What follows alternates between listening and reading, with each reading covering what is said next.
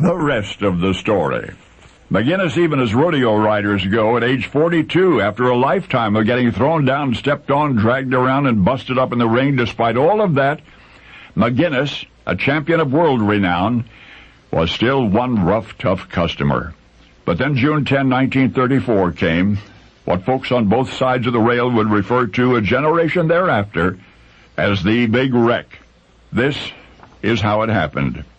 When rodeo fans in and around Livermore, California, learned that McGinnis was coming to town, there was, as usual, much excitement. The stories were retold, how McGinnis atop a crop-eared burro had jumped an irrigation canal at the age of 3, how McGinnis had run the clock out for the first time on a bucking bronc, and the first time on a crazy mad bull, how the rodeo star had invented many of the daring moves now called standard, and was still among the few who could perform some of them.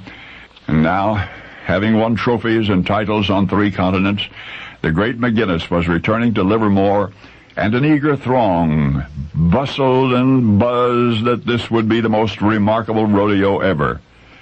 Unfortunately, they were right. Perry Blakely was riding alongside that Sunday when McGinnis's mount went down heels over head, crushing its rider against a railroad tie fence post. Horrible sound, horrible sight to witness, Blakely said later. So far, a real shame. From here on, real shameful. The massively injured rider was taken immediately to the local hospital and x-rayed. To the medical staff, this obviously hopeless case seemed hardly worth their effort. The x-rays were every bit as grim as first glances had indicated. 3 broken ribs and a shattered collarbone, a shattered hip, and a spine that had been snapped in 5 places. Meanwhile, at least one of the ribs had secured a lung, and the patient was spitting clots of blood. Doctor came in and asked, "How do you expect to pay for all of this?" McGinnis, in gut-busting pain and barely able to speak, murmured that there was no insurance. The doctor walked out.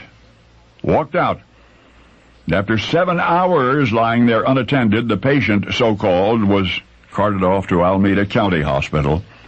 And there hours more passed before a terse, seemingly careless examination elicited a scream. The nurse retorted, "Shut up." And thereafter the great rodeo champion languished untreated until 5 o'clock the following afternoon, when family and rodeo personnel finally tracked McGinnis down. For you see, the busted-up rider had been deposited at Livermore Hospital in such haste that everything from paperwork to patient was for an entire day completely lost. Oh, McGinnis lived to tell, lived to walk again, if not to ride, even reached a ripe old age of 98.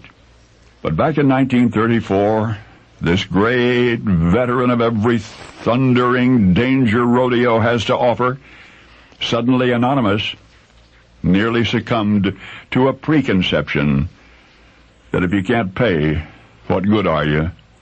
Particularly if you're a woman alone.